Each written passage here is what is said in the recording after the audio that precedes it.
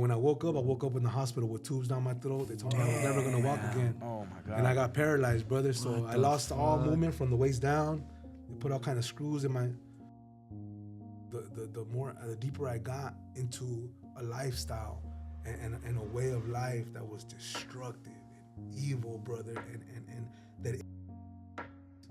and I caught a attempted murder, carjacking, kidnapping, and I was facing 53 years. So I got shot right here, and this bullet shattered my elbow. That's why I can't stretch his arm out of the way. I got shot in my back, my butt, my leg. Fucking 17. So I was 17 years old. Yeah. I used to worship the devil at that time. I would pray to the Santa Muerte, and I was like, you were doing all that? Because I was just deceived, brother. Right.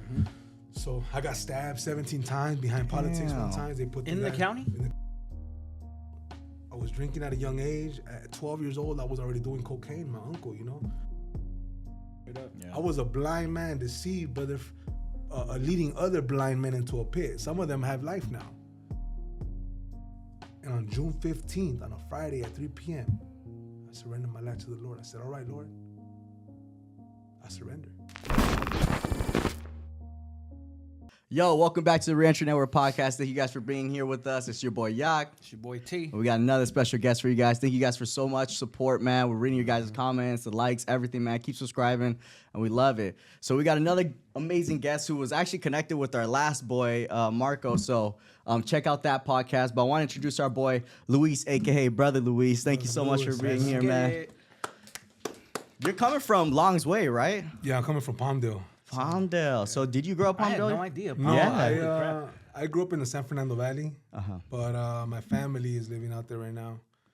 But I grew up in, my name is Luis Napoles. I grew up in Pacoima, California. Well, I grew up all over the valley, but my earliest days were in Pacoima, California, and very small neighborhood, you know. A very tight-knit community in the sense of all my family lived on one block, you know? Yeah. So that's where I grew up at, brother. Okay, for sure. So I kind of want to start talking about that because even growing up, when we were listening to your brother the other day, he was saying that he was on a baseball park and we see people just getting shot right in front of him. Yeah. Tell us your experience about growing up there and the neighborhoods as well. Yeah. So for me growing up, I mean, at a young age, I didn't see anybody get killed like that growing up at a very young age. But I was when I first, my earliest years when I was living in Pacoima, I grew up on Cago Canyon and El Dorado before we started moving around.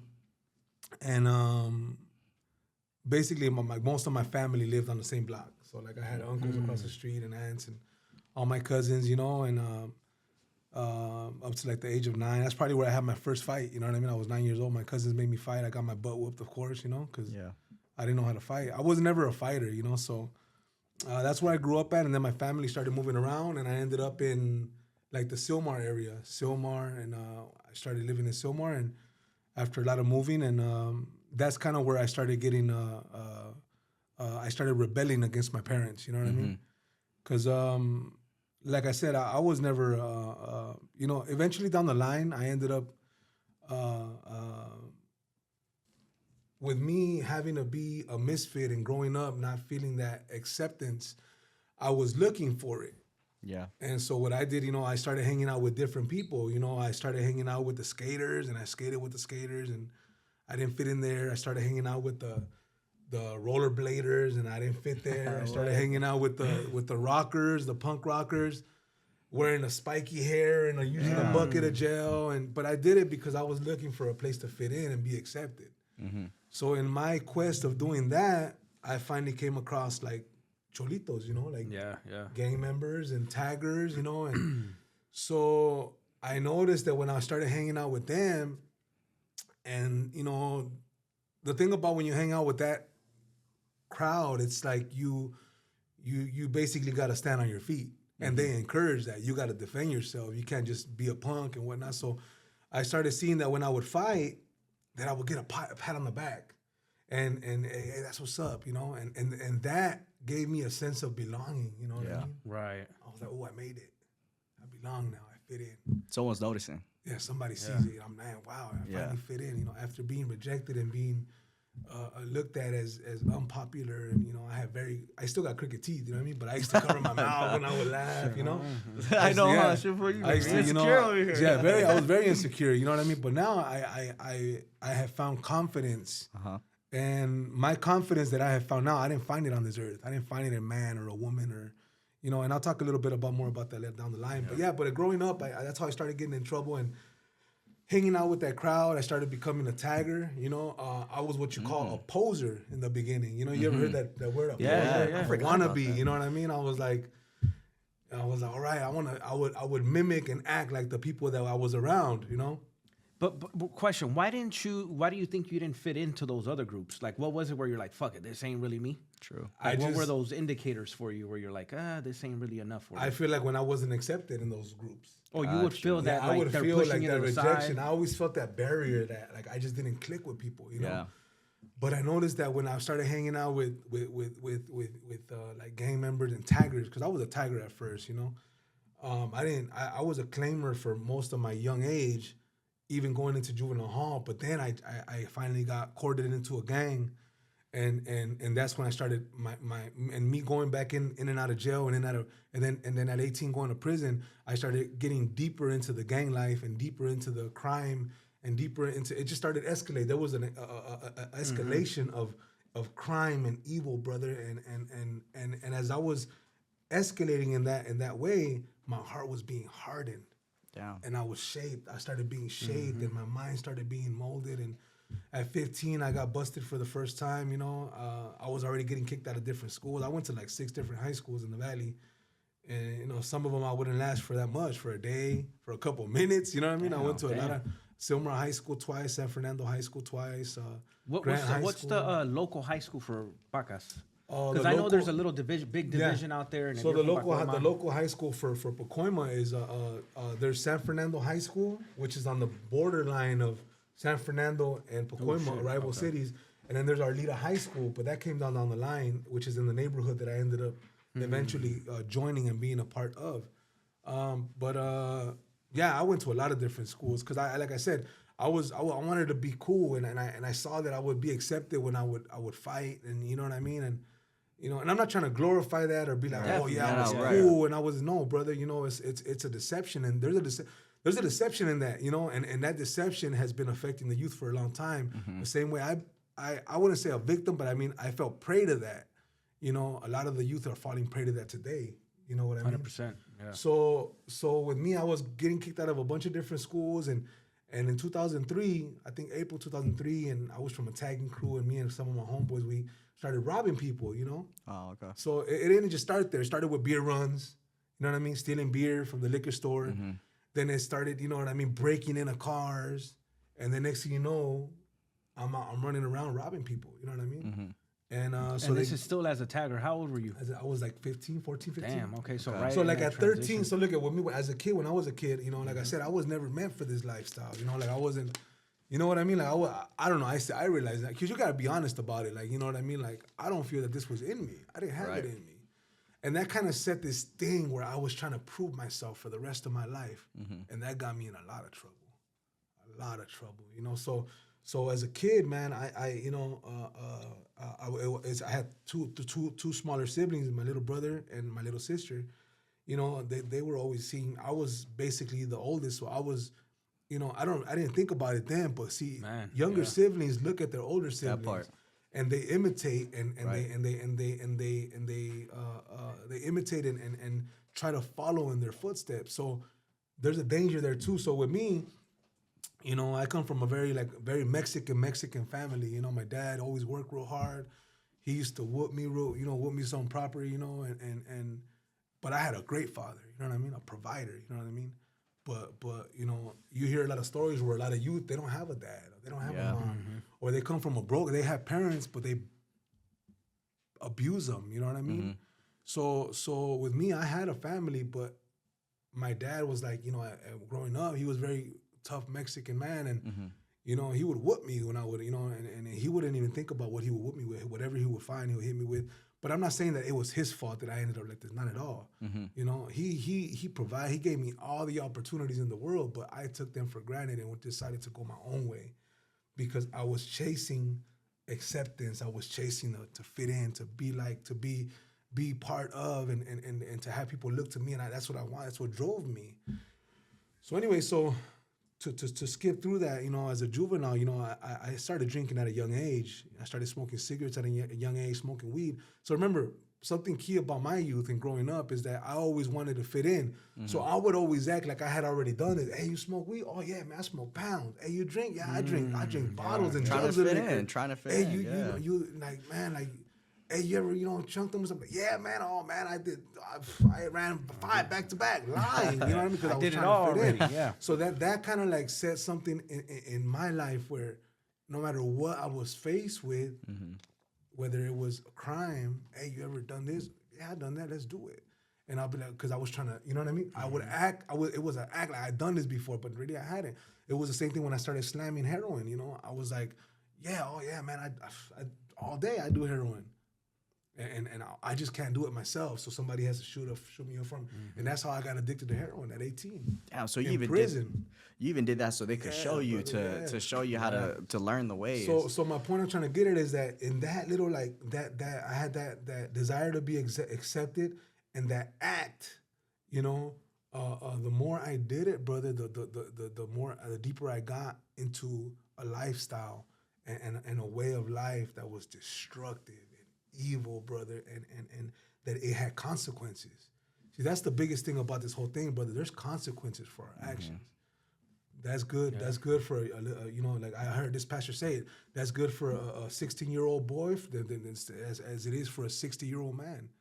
You know, and so it's there's consequences. You know, and the aim is this. It's like, hey, are you gonna be able to live with those consequences or die because of those consequences? Yeah. You know, are you gonna be able to accept that? Because I'll tell you right now, a lot of the things I went through, if you would have told me I wasn't gonna go through them, I would have been like, nah, I'll go to church. I'm gonna listen to my parents. I'm gonna go home. You know what I mean? So it's like something that everybody has to really look at themselves and really think about that.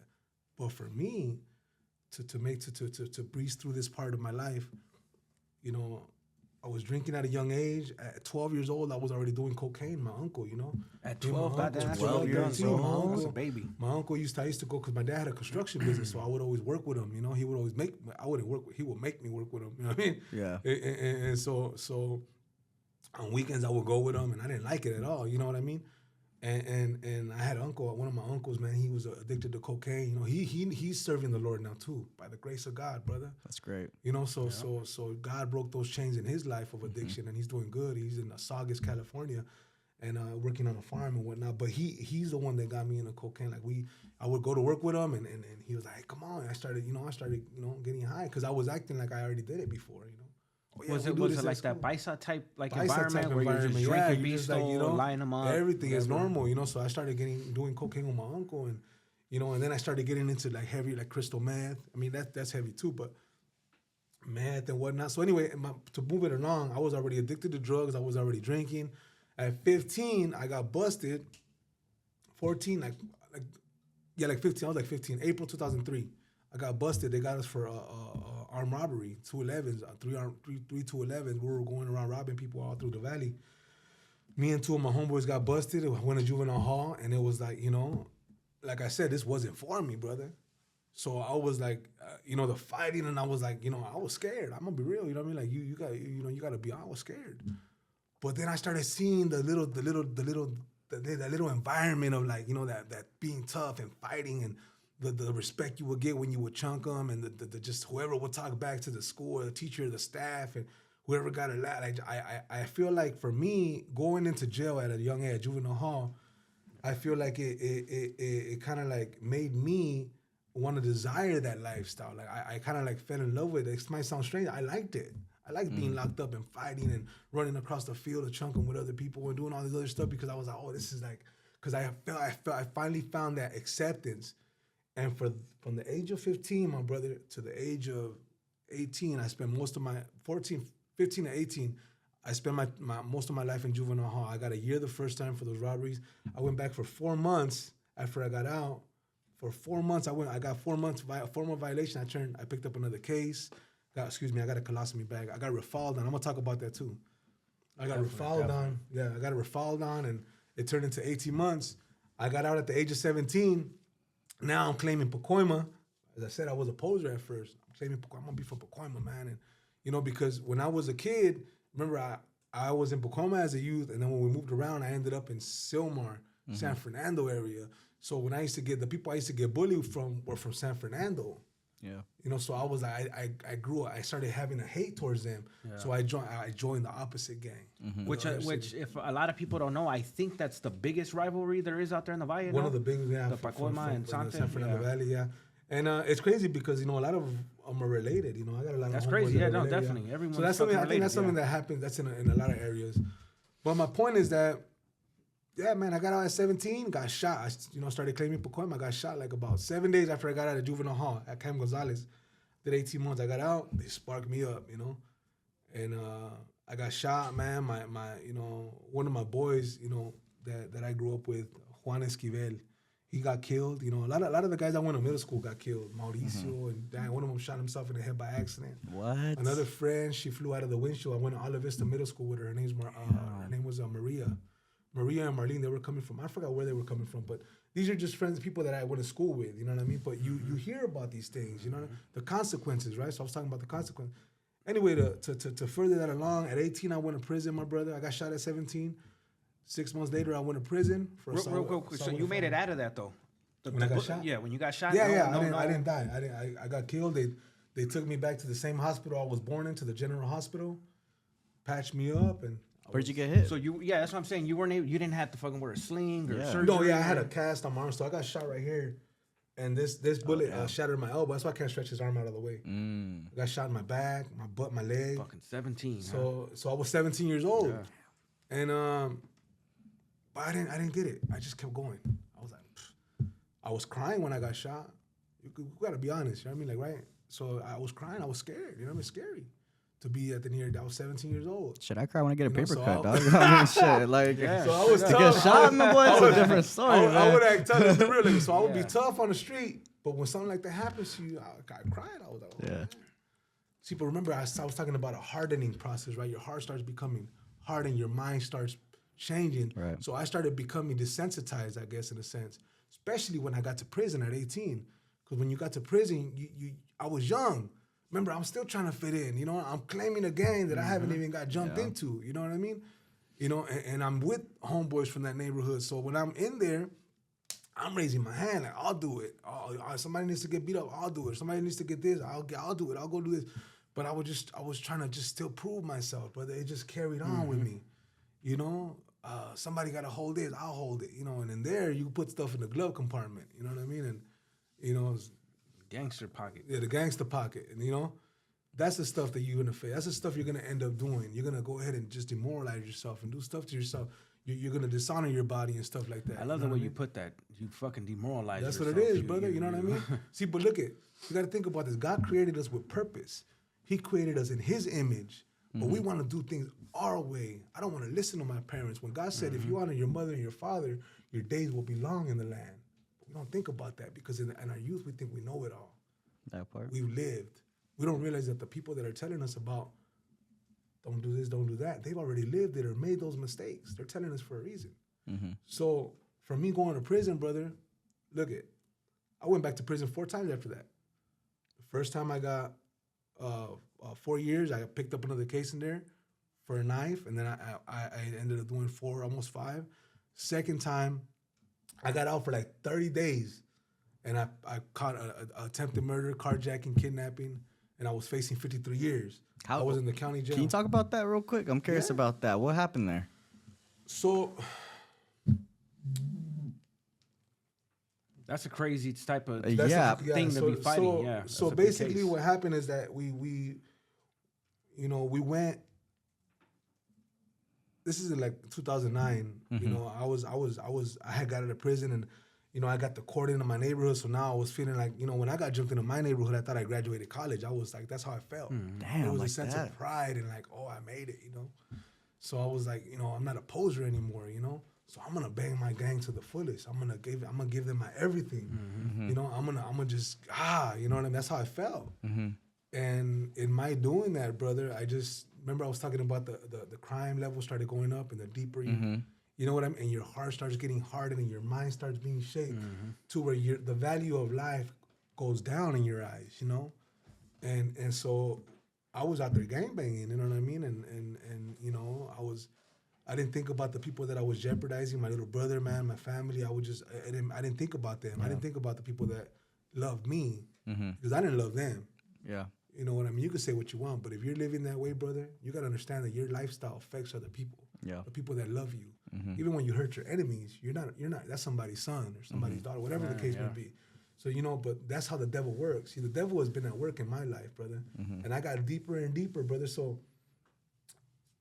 in that case, man, you know, we were out there, we went to go do dirt, man, and the girl that was driving us got shot by accident, you know? It was an accident, but they said that we carjacked them and kidnapped them, but that wasn't really what happened.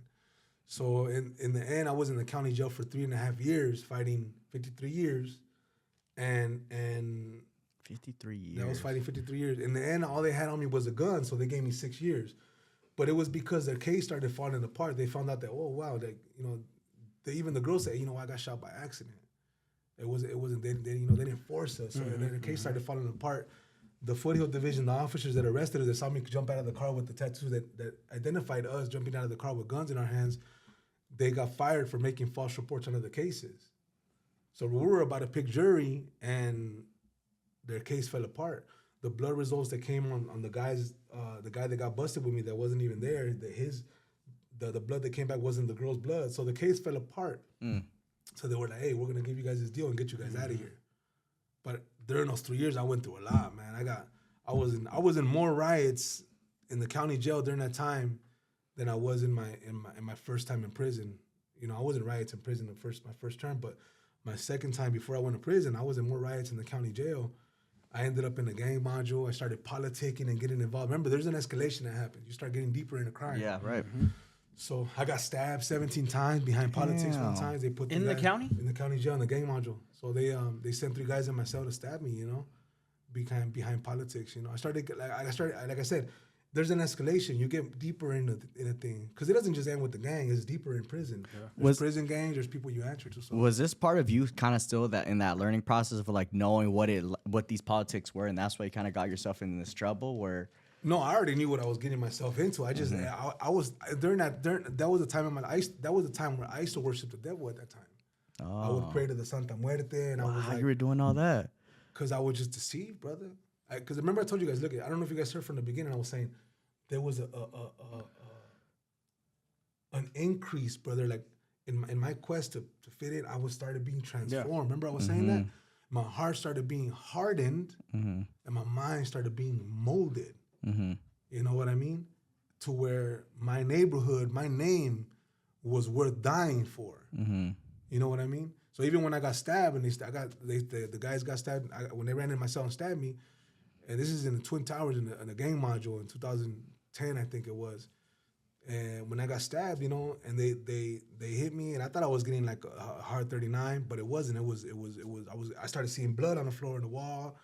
So I was like, oh man, I'm getting stabbed. So I started swinging back for dear life. Yeah. But even when they left out, a person who was like, oh man, I'm gonna get killed. They're gonna say, oh, they're gonna push the button. Hey, calling the police to get out of there. No, I was so deceived, my brother. And my heart was so hard, and I was so lost, brother, mentally, and my heart was so hard that I was willing to die for who I was. So I started wiping the blood off the wall, off the floor. I patched myself up, and then when the guy saw that I was gonna stay, that I wasn't gonna PC up, they slid some coffee under the door and to patch myself up, and I stayed, brother. I stayed, man, and I kept going into it. So I guess I changed. You know what I mean? I started becoming a monster, my brother, because what I was putting out, I was getting back. Like I see something in my life, brother, right? I see something in my life that's biblical.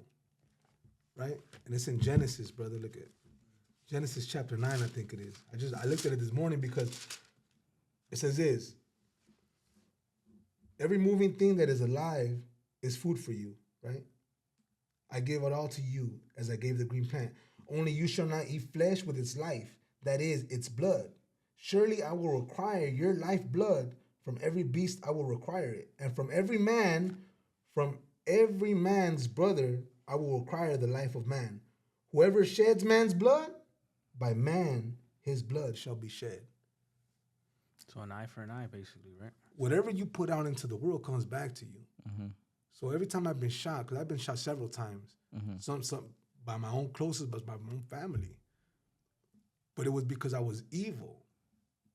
You get what I'm saying? So what I was putting out was coming back to me, and I was getting it fourfold. You know, so when I was in there and I got stabbed, I was just like, the guy was like, "Hey, brother, hey, man, I had to do what I got to do." I was like, "Man, I would have stabbed you too." It's so intense that, you know, you're going through the stabbings and all that, but I'm really curious to hear more on your experience when you first heard what you were fighting your 53 years, because even from the last podcast that we had people that were either like, yo, heart stop, heart drop, or whatever, you know. What was your experience when they first told you, hey, 53 years? Yeah. I feel like I was desensitized already, brother. Like I was just like, you know, like I think that, you know, yeah, like you're like, oh, like when you're facing that much time, like I'm gonna give you an example. A lot of the guys that I was with during that time, some of them had got 300 years to life. Jesus. Some of them were fighting. A lot of them were fighting life. So during that time was a time where you know, it was very racial. It was very, very, you know, it was very racial. It was, the cops were back then there was no cameras in the county jail, so when you would take off on the cops, they would just whoop you and put you back in your cell, because everybody was facing life or had life already. So it's like I feel like I was surrounded by this. I was in this environment where nobody gave a hoot. So I guess I was just like, I don't give a hoot either. Yeah, you know? yeah. And that's how I looked at it. You know, and I feel like as I was being desensitized and being shaped, and my heart was being hardened. Loyalty was something that was growing inside of me too, but it came from a place of pride. Yeah. You know, it was a loyalty to the wrong thing. So that also, like, okay, like, you know, I'm gonna take this on the chin because it's for my neighborhood, or it's for, you know, I was like, I'm a Sureño, or I'm this, so I'm like, oh, I'm a part of this, so I'm not gonna go but backwards. And so that's how I looked at it, you know. Yeah. So there was like a sense of loyalty, I guess, in a sense.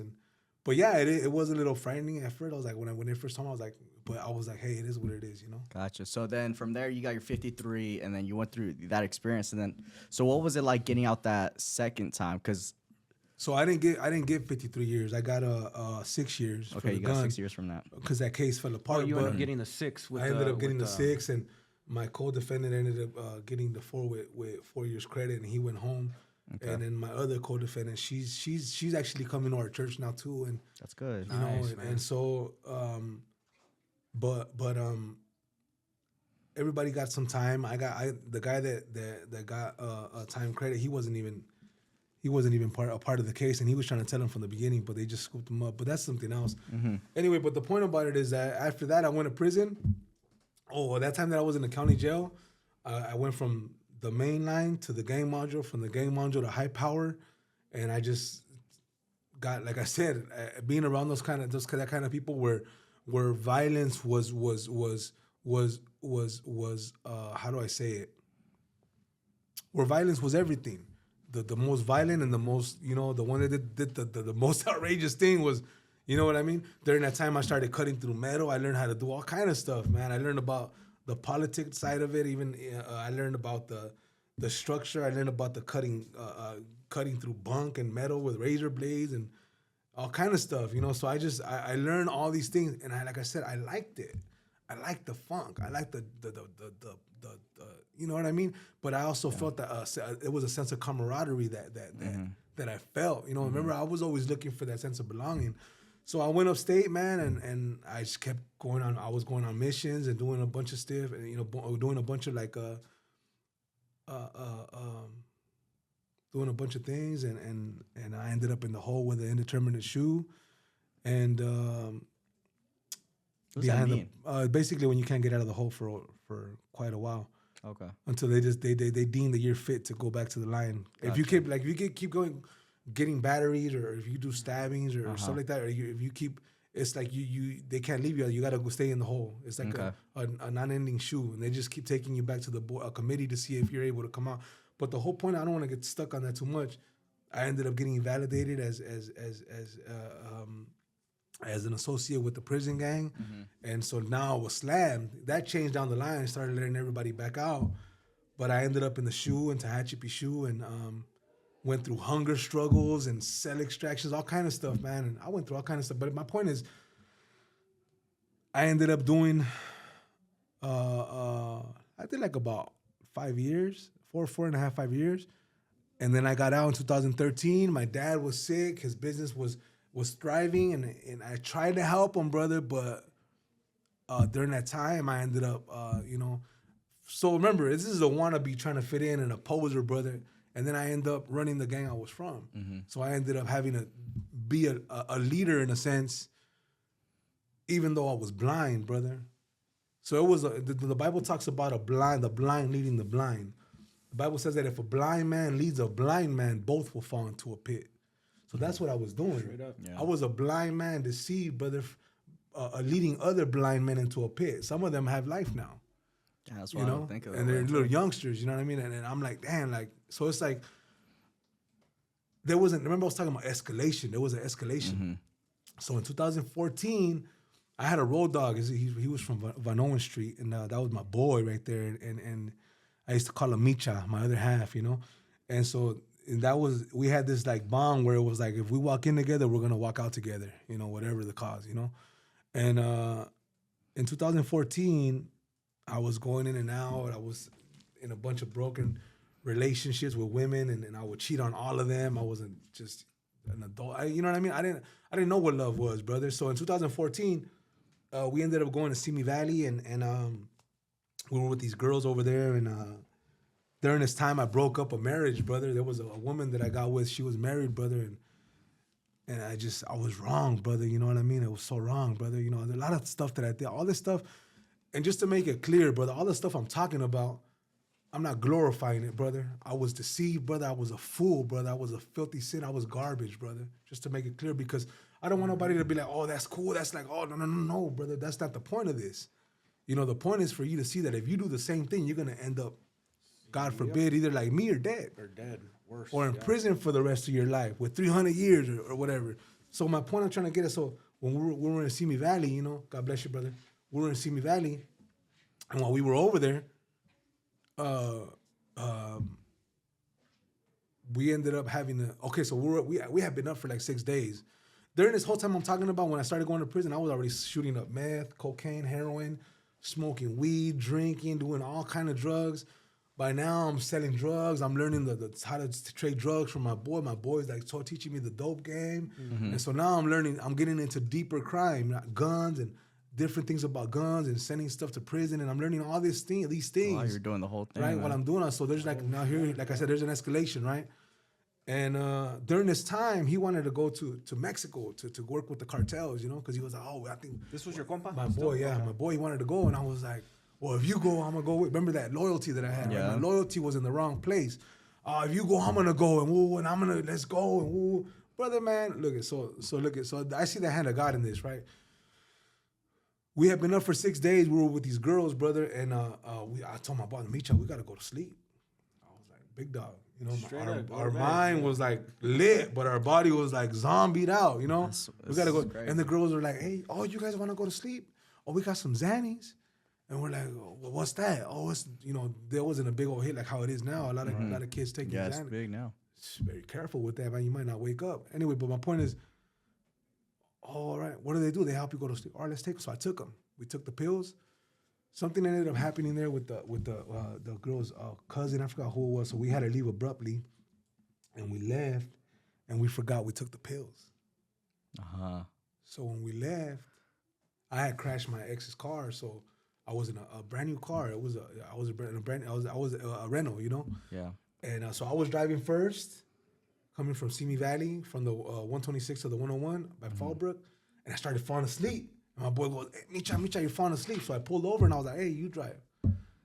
And he's like, si yo me duermo. And I remember I said this, I try not to curse. I don't curse anymore, brother, but It was a Spanish. I said, que tizne a su madre el diablo. You drive. That's what I told him. All right. So he got in the passenger seat. All I remember is he got in the driver's seat. All I remember is going around, getting in the passenger seat, laying my seat all the way back, putting my seatbelt on. And I remember started closing my eyes as he was pulling out. And when I woke up in the hospital with tubes down my throat. They told me I was never going to walk again. Oh, my God. And I got paralyzed, brother. So I lost all movement from the waist down. They put all kind of screws in my...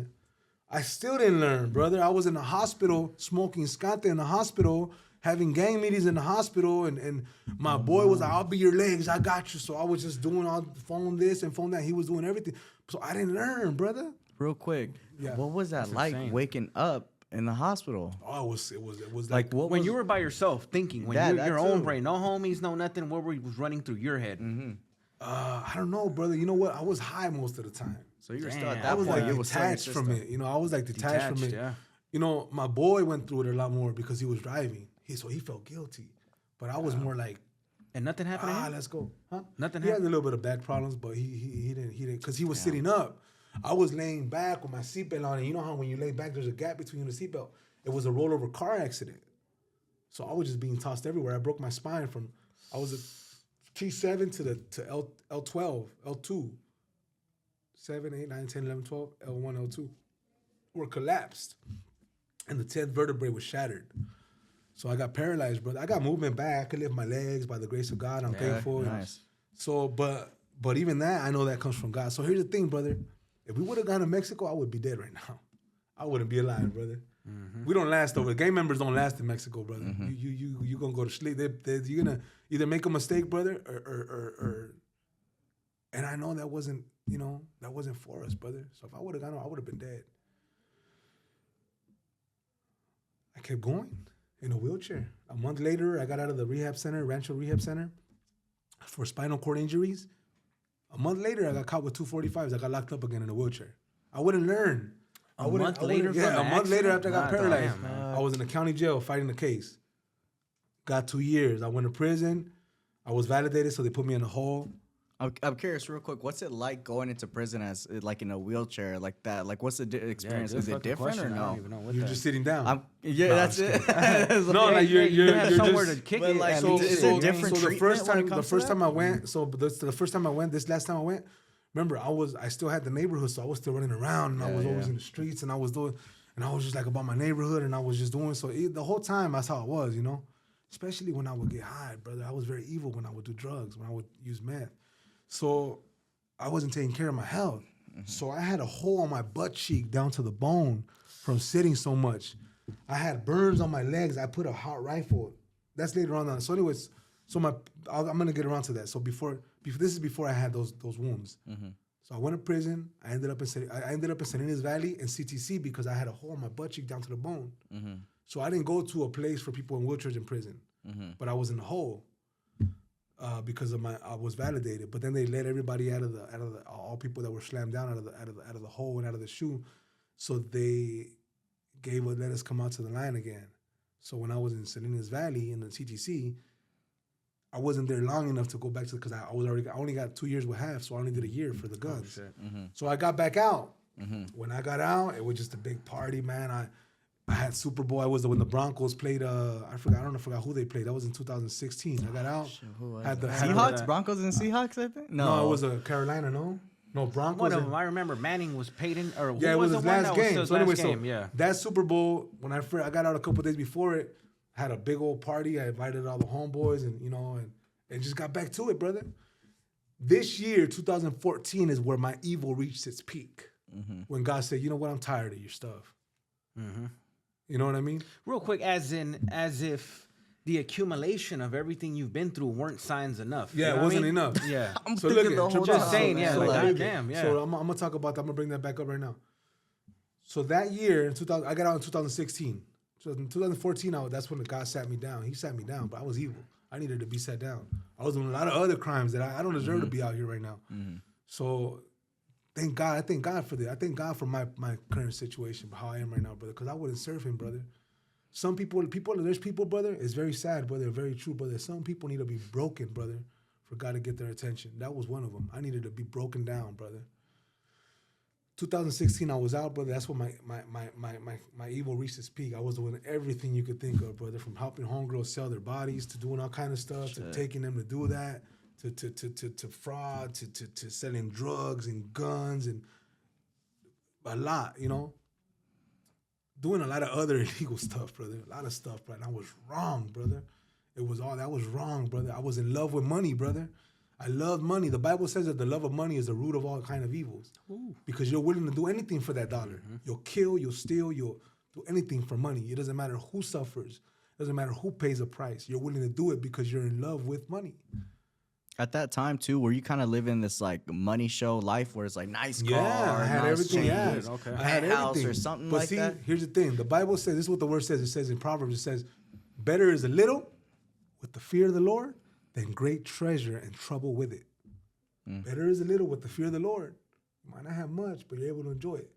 Then I have great money and the trouble that comes with it. Because I had a lot of problems, big dog. A lot of problems.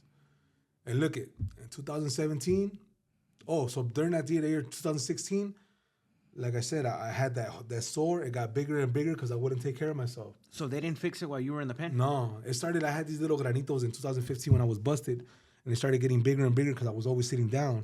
Before you know it, it just got deeper and deeper. One day they debrided it. They made it, cut all the dead skin off, but they ended up cutting so much that it got even bigger down to the bone. And I wouldn't take care of it, so it got worse. So by this time, brother, one time, during this year, 2016, I shot up so much cocaine that I had a blockage. My body was, my blood and everything, I had no fluid. I was drying up. So I had my intestines were blocked. Mm-hmm. So they had to cut me open and they gave me a colostomy bag permanently. So now I have a colostomy bag. I'm not ashamed of it. You know what I mean? This has to be. These are the things that we have to tell the youth about. Hey man, these are the dangers. Mm-hmm. Absolutely. You do enough drugs, something could happen in your body where there's no coming back from. You got to be careful. I had burns. So this is in 2017. I had 2nd-degree burns on my legs because I put a hot rifle on my lap. And I burned, my legs were burned. I had a hole in my butt down to the bone. 2017, the SWAT team raided my house. Scared the crap out of us, like the movies. Mm-hmm. And they locked me up, brother. I lost like about 6.5 pounds of dough. I was selling other drugs. I caught with guns, rifles, assault weapons. They got me for manufacturing of assault weapons for sales and possession of narcotics for sales.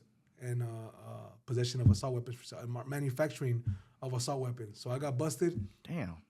I got locked up. They took me. They took my wife now, the one that was married before. And I destroyed a home, brother. And that's wrong too, brother. That's one of God's commandments. You shall not commit adultery. So, and I ended up I married this woman, brother. But look at. She ended up leaving, brother, and what I did to her husband with her, she did to me 4 times, fourfold, brother. You can't make a living, brother. You can't build anything on other people's suffering, brother, because it will fall. Mm-hmm. It not happen right away, but eventually it falls. So we have to think about these things, brother, because people think, I'm living my life and I don't have to worry about God or whether there's a heaven or hell, brother. But you know what, brother? There is a God in heaven, brother, and he sees all we do. And we will have to answer to him one day, brother. And this was at the brink, brother, of me coming face to face with that God. Maybe not face to face where I could see him, but I knew I was in the presence of a holy God and that I was a sinner and that I was going to hell. And this is where it happened. I got locked up. I was facing 28 years, brother. I was in the county jail. I was trying to pay the people that I owed. So where I was at, it was one big party. They sent me to a CTC again because of my wounds. Mm-hmm. From the 8,000 floor in county jail. I'm in a wheelchair. I used to be very racist, My heart was hardened. Not racist in a sense of like, I hate black people or I hate white people or I hate anybody that's not my color. Mm-hmm. No. I mean it in the sense is that in prison, it's very racial. So you grow to say, you can't eat after a black person and you can't do this or you can't, you know what I mean? Prison does that to you, and it's wrong. Racism has existed in this world for far before black and white, black and Mexican, far before Mexican and what's it called? Long Beach is very racial. You know what I mean? My point is this: when I was busted, this time I was busted, I was facing 28 years. I had a hole in my butt cheek down to the bone. My burns were infected. I was losing my mind because I was shooting up so much dope that I was seeing things, hearing things, tripping on fighting with my cellies. I was accusing my wife. I was accusing my own homeboys. I was fighting with my own homeboys, tripping, because the drugs were getting the best of my mind. And God put a gentleman in my cell by the name of Alander Pulliam Jr., and he's a black man. Mm-hmm. And he told me, hey, brother, Jesus loves you. He has a plan for your life, and it's not this. And I was like, man, brother, I beg to differ. At that point, yeah. I don't know, big dog. You know what I mean? I hear what you're saying, but I don't know. I wasn't rude about it. I was like, I don't know, man. Because I was addicted to drugs. I was in debt. I owed all this stuff that I lost. I had to pay for it. I had to answer for it. Mm-hmm. I was trying to make money in there to pay them back. And he told me this. He said, look, start reading the Bible. Start seeking God. You're here to be saved. Don't worry about your case. Don't worry about your wife. Don't worry about anything. That's what I started doing. Started reading the Word, brother. I started reading the Word, the Bible. This right here, brother. This is what changed me. There's power in this book to change your life, because this is the Word of God, brother. This Word showed me that I was a sinner, brother. That every time I hurt somebody, every evil thing that I did, everything I ever did to somebody, I did it to God. Yeah. Because there's a verse that says, truly, this is what made me think about myself. It's in Matthew chapter 24. He said, and when the Son of Man comes in the glory of his Father and his angels, he will gather the nations before him, and he will put the sheep on his right hand and the goats on his left. And then he's going to say to those on his right, come to me, you who are blessed by my Father. For I was hungry, you gave me food. I was thirsty, you gave me drink. I was a stranger, you welcomed me. I was in prison, you came to me. I was in the hospital, you visited me. These will say, Lord, when did we see you hungry or thirsty or a stranger or in prison and minister to you? And he will say to these, truly I say to you, as you did it to one of the least of these, my brothers, then you also did it to me. What you did to somebody else, you did it to me. Did it to me. The good you did to somebody else, you did it to me. Mm-hmm. Right? And then it says, and then he will say to those on his left, depart from me, you cursed, into the eternal fire prepared for the devil and his angels. For I was hungry, you gave me no food. I was a stranger, you did not welcome me. In prison, you did not visit me. Thirsty, you did not give me nothing to drink. These will say, Lord, where did we see you hungry or thirsty or a stranger and didn't minister to you? Truly I say to you, as you did not do it to one of the least of these, my brothers, you also did not do it to me. And these will go away into eternal punishment, but the righteous into eternal life. In that same chapter, it talks about hell, and it describes it in this way. In that place, there will be weeping and gnashing of teeth. Weeping and gnashing of teeth for eternity. Brother, when I read that, I felt like God was talking directly to me. Mm-hmm. I was like, damn, these people are going to go to hell because they didn't give a bum a sandwich. Imagine me. I went out of my way to hurt people. I destroyed families. Yeah. I used to have people, they used to bring people overdose to my house. Mm-hmm. And I'd be like, man, get them out of here. What are you doing? Mm-hmm. I didn't care. I was selfish and evil. And on June 15th, on a Friday at 3 p.m., I surrendered my life to the Lord. I said, all right, Lord, I surrender. I believe that what you did on the cross can set me free. And that because you rose from the dead, I can no longer be this dead man that was left the wake of destruction behind him. And that same moment, brother, I knew that that something happened in my heart, brother. I flushed all my dope, brother, knowing that I owed. I flushed all the drugs I had. I flushed my syringe, and I said, all right, God, I'm going to follow you. And I was like, I gave my neighborhood 100%. I gave who I was when I was the prison lifestyle. I did it at 100%. I'm not going to give God any less. And since then, my brother, he has changed me, brother. He has softened my heart, brother. And he's renewing my mind still. He's undoing everything that the devil did in my life from the beginning. And I'm not blaming the devil because it's us, brother. It's us. We want to do what's wrong. We like it. Yeah. We want to do what feels good. What does make me feel good? What made me feel good was doing drugs and being with as many women as I can. That's how I was. And that's what I did. And I didn't care money made me feel good. Gang banging made me feel. I used to love. That was what I loved. The gang banging. I liked it. I liked running around and doing that, you know? And I would try to find a satisfaction in that, and I couldn't find it. Didn't matter what I did, who I heard, or whatever I did on the streets. I was never satisfied. Yeah. Doesn't matter how much I slammed, how much I drank, how many women I was with. I wasn't satisfied. I was still left empty inside. Because God created us to be in a relationship with him. But we're sinners, brother. We like to do things our way. And because of that, there's a separation between us and God. That's why Jesus came into this world, to build a bridge between a sinner and a holy God. And all we got to do is believe in what Jesus did on the cross. And that's what I did, brother. And he changed me, brother. I don't slam no more. I don't drink no more. I don't smoke weed. I don't smoke cigarettes no more. I'm not a gang member. I'm not whining from the Knox no more. And that man's dead in Jesus' name. And he ain't never going to come back. That's what God has purchased for me on the cross. You know what I mean? And that's what he offers to everybody. You, my brother, you, all of you guys, man.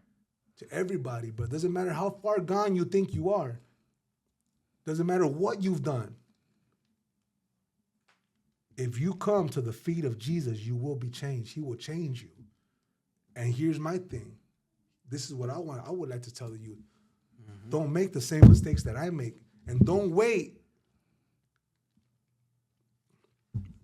One of my friends, my sister, man, she's the one she was my co-defendant when I was fighting the 53 years. We were eating the other day and I was telling her, I was like, you know what? She's like, Brother Luke, but you even said it. If you were be able to walk, you wouldn't serve God the way you do now. And I was like, you're right. But do you really want to wait until you're in a wheelchair like me to serve him? And that's what I want to ask you. If anybody's watching it, that's what I want to ask them. Do you want to wait until you're facing life in prison, or you have life in prison, or that you get shot 10 times and lose mobility from your neck down, or wait till you're in a wheelchair for the rest of your life, or wait till they have to amputate your legs? Do you want to wait for something like that to happen to you because of what you're doing? Or do you want to change right now while you can? That part, man. Because let me tell you, my brother, I was telling a young brother earlier, man, it doesn't matter where you come from. It doesn't matter what you've done. It doesn't matter who wasn't there for you when you were a kid. It doesn't matter who turned their back on you, brother. Your circumstances don't matter. What you've done doesn't matter.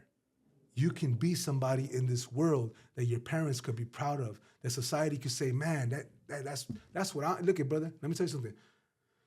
My biggest treasure is my relationship with Jesus Christ. Apart from him, I'm nothing. I'd be dead right now. I would have been dead so many times. And if I'm still alive, when I had that car accident, I died. I was gone. They hit me with those things and they brought me back.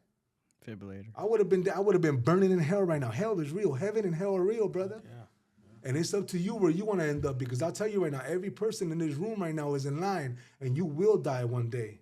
There's no avoiding it. That part.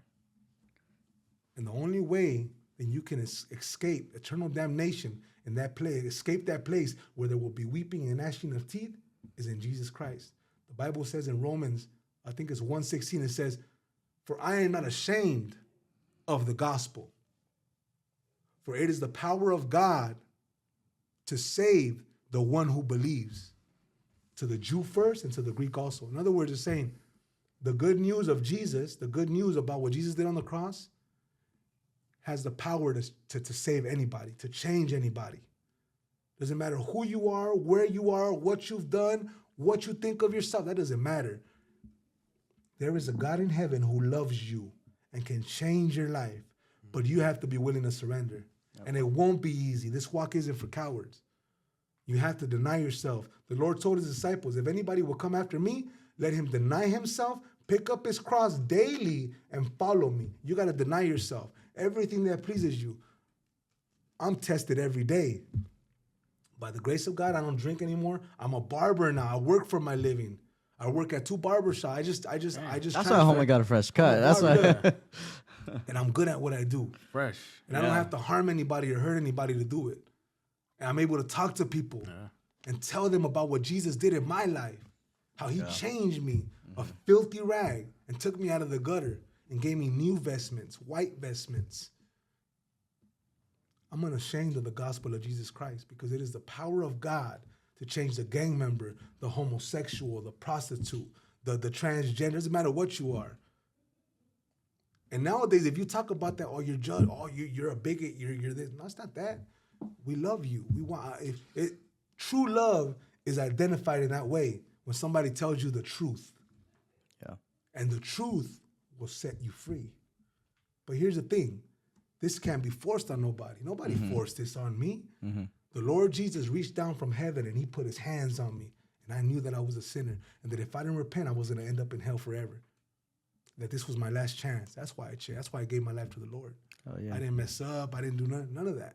And you know what? All of my homeboys in the neighborhood, they know. They seen it. I used to shoot up with some of them. And they're like, damn, fool, you really changed. Yes. Jesus did it, and he could do it for you too. My bad. I want to It's get all into good. that just for the sake of time too, and I appreciate that That was because I deep, think bro. hell yeah, somebody man. has I'm to- over that's here. gonna hopefully stick with a lot of people out there, and somebody May it be gotta. so, brother. It's- May it be so. Very special, man. And I think one really big thing that it comes to what people don't know how to do it, because I know, and God is how to notice it. God is the way, or Jesus is the way to notice it, Yeah. and to get that help and feel that there is someone out there that loves you. And I for sure agree with that 100%. But I also want to talk about the real world thing too, where it's like once you come out of prison, you have this change, right? How did you go about not Man, listening yeah. to these people that were trying to get you back into this? Get What away did you from do? them. That's Here's it. the thing. Look at you got to change your environment, brother. If you really want to change, you got to tell. Hey, look at when I gave my life to the Lord, and I went back to the county. I told the homies like, you know what, big dog, I'm Brother Lewis now. Don't call me Wino from Pacoima Knock Knock Boys no more. I'm Brother Lewis. I'm a servant of Jesus. So don't expect me to do none of the stuff that you guys, none of that. And I didn't do it. And they were like, all right. And this is what I told them. I was like, you know what? And the way you see me right now, in 9 months, you'll see me the same. That part. And then a year from now, you'll see me the same. Okay. And I've been serving the Lord since 2018, brother, and I don't regret it. I Hey, love real it. quick, I'm curious on the aftermath of the case, because the dude went in your cell, blessed you with those words, and it changed you. Yeah. But the case wasn't over. It wasn't over. Think about this. I gave my life to the Lord. I surrendered my life, complete surrender. In June 15th, 2018, on a Friday at 3 p.m., my brother Lee held my hand and led me through the sinner's prayer, brother. A month later, they tell me, hey, because from the beginning I told them, I was like, look, doesn't matter what I have to take, as long as my wife gets off. I did everything. Just let her get off. Yeah. I told my I got a lawyer, a paid lawyer. I was out on bail, man, but they locked me back up again and they made me prove where all the money was coming from so that I couldn't get back out. So I was gonna bail out again. They raised my bail to like 300 and some thousand. I was gonna bail out again, but I told them to bail my wife out instead because it wasn't for her, my ex-wife. Now she ended up leaving. But my point is this. July, the month after I gave my life to the Lord, they told me, hey, they're offering you 8 years with 2 strikes and they'll let your wife go. I'll take it. And I said, thank you, Lord, because I deserve life in prison, but I don't deserve being out here. That's why it's about grace. That's why it doesn't matter what you've done. It's about grace. Grace is unmerited favor. You don't deserve it. None of us deserve life. We don't deserve none of that. We're all sinners. Everyone is a sinner. Yeah. That's what we can't judge. I can't judge nobody. That's why people are like, oh, are you talking about the when we bring up homosexuality and yeah, I talk about it because the Bible says that whoever a man lies with a man or a woman with a woman, it's an abomination before God. But see, I'm not telling you that to judge. No, I'm telling you that because I love you. And I'm telling you that the same thing that set me free can set you free. But see, this can't be forced. It's up to you. But that doesn't mean that I hate you. No, it's not even like that. I got a lot of my family, they're transgender. And I have family that's transgender. I have family that's gay. And I love them. They're my family, But I'm not going to agree with how you're living. But that doesn't mean that I don't love you. At least I'm being honest about it. Mm-hmm. But see, that's where the world right now, this world is becoming more evil as it goes on, brother. Was right, it's called wrong now. And was wrong, it's called good. I hear you. I want to talk about real quick because we're very close to wrapping up. Because not only did you do a spiritual change, not only did you do your environment change, but you did a physical change too. So let's talk a little bit about that too. Because you went the whole turnaround. Yeah. So you had I see that you had some stuff done before you came in, right? Yeah, I have tattoos on my face. I had tattoos on my neck. I'm getting them removed. This is my session today. I just did my face. Wow. This is like my 7th session. The back of my neck, side of my neck, back of my neck. Wow. It's I ain't very gonna lie, that painful. looks It's painful, la- bro. yeah, it's Like, super lasers or painful. it's It's like- a laser. It burns your skin. So like even my hands, like so I'm getting just like the visible stuff. Like this right here used to say retaliation is a must. I don't believe that no more. The Bible says that we should bless those who curse us and pray for those who despitefully use us. So here's my thing. I could tell you guys anything right here, but I have to be, if I'm not living this, I'm deceiving myself. Yeah, I hear you. And we can't deceive ourselves. So I'm doing this, brother, because it's not who I am no more, you know? I don't care what people think. I don't care what people say. See, because it's not this, you know, my aim is to please God, not man. So that's what we all have to decide. But yeah, what you said about the spiritual thing, my heart was changed. And now that when my heart was changed, everything is changing. I love that, man. So that's the thing. But one thing I do want to say and make clear though, I'm not perfect. I've been changed. I'm not perfect. I still have struggles in my mind. I'm tempted a lot, brother. You know, and one of the things that's hard as a Christian man, a single Christian man, is fornication. You know what I mean? You can't as a Christian man being single. Fornication is sex outside of sex when you're not married, sleeping around. Adultery is having sex outside of marriage. So you're married and you're having sex with women or women with men, vice versa. And so for me being a Christian, you know, fornication is a big part of. It's hard, you know, because I'm a man. You know, I'm tested every day, man. You know what I mean? And I've had women temptation. See, everybody's struggling against something, you know.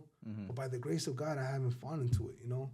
And it's not easy because you have to deny everything that makes you feel good. But it's not impossible, you know. So it just depends on everybody, man. Everybody has to decide for themselves. I guess I'm just trying to say that I'm not perfect. God has set me free from a lot. But there's always something to fight against. There's always something to resist. There's still battles, internal battles in my heart and in my mind.